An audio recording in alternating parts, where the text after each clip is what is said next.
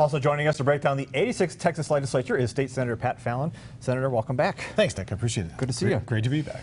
So we want to start by talking about Lauren's Law in honor of Lauren Landavazo. Wonderful. Very personal here in Texoma. How did it feel for you to see that come to fruition? Really, it was the most important bill we had personally for us in our office. Vern and Bianca Landavazo came down and spoke with us for a few hours one afternoon and shared their, tragic story. And, they're heroes because they channeled their grief to protecting other Texas children. So I made a promise to them and a commitment that this was going to be the most important bill for us, and we were going to get it passed into law. And we did. It passed out of the Senate, very happy to report, 31-0. But the issue was in the House, it hit snags. James Frank's companion bill hit a snag and then failed, but our life raft was SB 719, the Senate bill. And I ended up having to go and speak to each one of the calendar committee members personally to advocate for it. 2 days later, it got set. It was passed by the House, 132 to 8, 31-0 in the Senate, and then the governor signed it last week. Speaking of Governor Abbott, he also signed a law aiming to slow the growth of property taxes here in Texas. Now, we spoke with the Wichita Falls city manager who tells us the new law will keep property taxes in check. But as you probably know, there is a downside, and there you see it on your screen there. The downside is that it limits the amount of revenue the city can raise from one year to the next. He says that's a little bit concerning and called on state leaders that passed a, quote, one-size-fits-all bill. What's your reaction to that, and how may this impact property owners here in Wichita Falls? Well, it was very important for us to address this because the last thing we want to do is have people work for decades, own their home, pay it off, and then essentially renting it back from the government. So the current law says you could raise property taxes up to 8% without an election ratified by the taxpayers. So we lowered that threshold significantly. I was for a 2.5% across the board hard cap. But we did pass that with the school property tax portion of the bill. But in the city and counties, it's 3.5%. So it's going to limit future growth. We have to put the taxpayers first. And I trust the taxpayers. There is, if any city or county needs, or school district for that matter, needs more revenue, or for city and counties rather, they can ask the taxpayers for more. So they just need taxpayer approval. And if they really need it, the taxpayers will do the right thing. But typically, you can live within your means. Inflation right now is about 2 to 3% year over year. And so will this. This will fall right in that because the largest portion of your tax bill is going to be your property taxes. So when you average it all out, it's about a 2.9% cap for property taxes moving forward. And that new law will work together with the school finance bill. Yes. And there's a lot in that bill that will impact schools here in Texoma. Can you kind of just highlight some of the things you liked about the school finance bill? Yeah, so the school finance, it was about $11.6 billion, HB3, and it tied in with HB 3906. Right.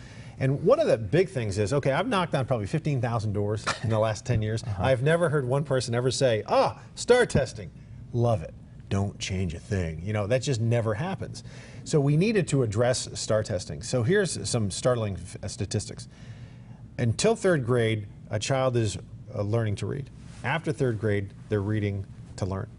And only 40% of Texas school children that are third graders are reading at third grade level.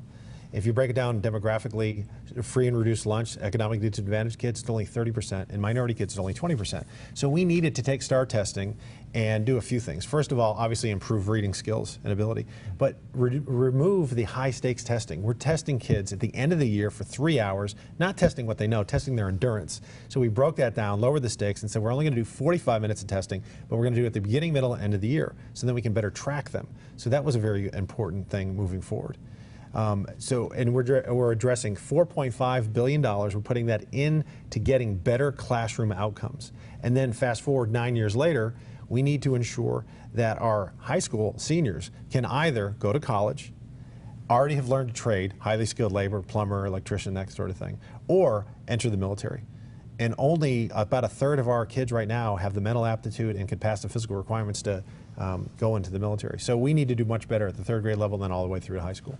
Now that the session is over, I want to ask you about any disappointments that stick out. Well, yeah, there's always disappointments. One of the biggest disappointments we had was we really need to police ourselves, I think. I'm a big advocate of term limits, always have been. We didn't even get a hearing on that. I wanted SB 226 to get a hearing, the Texas Historical Protection Act. We didn't even get a hearing on that, so that didn't move forward as well. That was a disappointment. I don't think legislators should become lobbyists, personally, ever. I think there should be a lifetime ban for us. But I would be supportive of at least a 2-year cooling off period. We filed that bill. It did not even get a hearing. If a legislator has an immediate family member, that is a lobbyist. We should have to disclose that to you. I don't have that, but if I had a child or a sibling or a parent that was, or a spouse, we should disclose that. That didn't even get a hearing. The fact that if a legislator does become a lobbyist, I think their annuity payments, their retirement their pensions should be suspended. Again, that didn't even get a hearing. So we can do better along those lines for sure. And until you head back, of course, all eyes are going to be on the presidential election. Yeah. A lot of people are concerned. Texas is looking a little purple. If there was one or two concerns for you and your fellow Republicans, what would it be? I would say to any Republican elected official, particularly ones at a statewide level, and certainly nationally as well, that we need to be accountable for the people that we work for. For the actual taxpayers, for the people that voted for you, not for a special interest, not for some narrow establishment in DC or Austin. Get out there and meet people. And those incumbents that haven't done that shouldn't be sent back. We shouldn't, as a Republican Party, we shouldn't nominate them again. And we should look for new, fresh, bold faces and ideas, or we will be a minority party moving forward, and not only in this state, but in the country. But there's one thing to meet people, but there's another thing to actually doing things. Yes. So you have to put your nose to the grindstone, and you have to work. And you know, are you going to Washington? Are you going to Austin to work? Are you going? You want to do important things, or do you want to be important? You know, I think it's it's critical to listen to folks, and then do their bidding, and then fight for them fiercely and boldly. Enough of the blandness. We've had too much of that. This country and the challenges that we have today need somebody that's going to be dedicated 12, 14, 16, 18-hour days, do whatever it takes to get the job done. So some paper behind the pontificating, if you will. Yes, I like that. All yes, right. I'm going to steal that. Senator Fallon, thank you so much. Hey, thank you so much. God bless. Appreciate it. Thank you so much.